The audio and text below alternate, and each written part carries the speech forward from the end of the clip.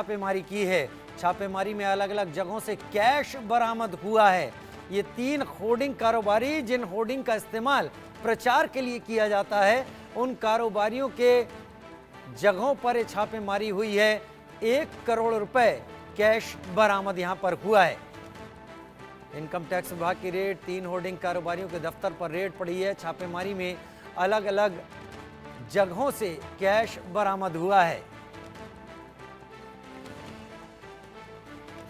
अलग अलग जगहों से करीब 10 करोड़ कैश बरामद।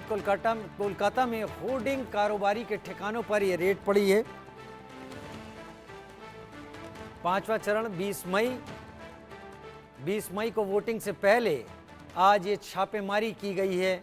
1 करोड़ कैश बरामद होने का मतलब इनकम टैक्स विभाग अब इनके सोर्सेस का पता इनसे मांगेगा। ये कैश कहां से आया है। अगर वो इतना बड़ा लेन देन कर रहे हैं तो ये लेन देन ऑनलाइन ट्रांजैक्शन या फिर चेक के जरिए क्यों नहीं हो रहा, ये कैश में किस तरीके से हो रहा है। रैनिक दत्ता मेरे साथ ज्यादा जानकारी के साथ इस वक्त लाइव जुड़ रहे हैं। रैनिक, किन किन इलाकों में ये रेड पड़ी हुई है और अभी भी क्या इनकम टैक्स विभाग के लोग इन सभी जगहों पर मौजूद हैं?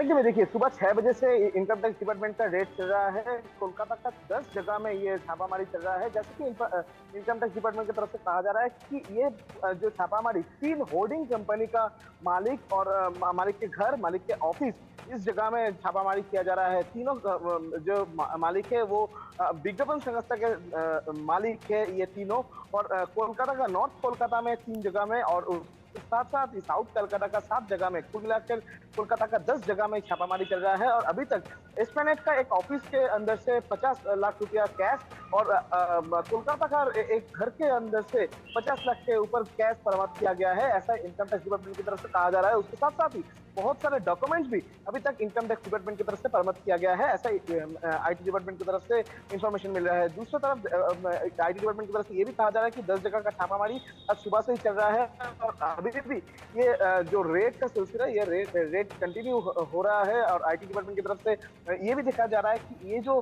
तीनों कंपनी है, तीनों कंपनी का मालिक किधर है, मालिक के बयान भी वो लोग रिकॉर्ड कर सकते हैं, उनकी पूछताछ करने का कोशिश भी आईटी डिपार्टमेंट की तरफ से किया जा रहा है। दूसरी तरफ एक जरूरी इंफॉर्मेशन जो है कि ये जो आईटी डिपार्टमेंट का रेड कोलकाता में चल रहा था, नॉर्थ कोलकाता में जिस जगह में ये रेड चल रहा था, उससे एक घर तृणमूल कांग्रेस का एक काउंसिलर, उनके घर के नीचे का फ्लोर ये एक कंपनी को दिया गया था। उनके घर में भी छापामारी चल रहा है और अभी भी आईटी डिपार्टमेंट की तरफ से कंफर्मेशन नहीं किया गया है कि तृणमूल कांग्रेस का जो काउंसिलर वो भी इसमें शामिल है कि नहीं। उस बारे में अभी कोई इंफॉर्मेशन आईटी डिपार्टमेंट की तरफ से नहीं दिया गया है।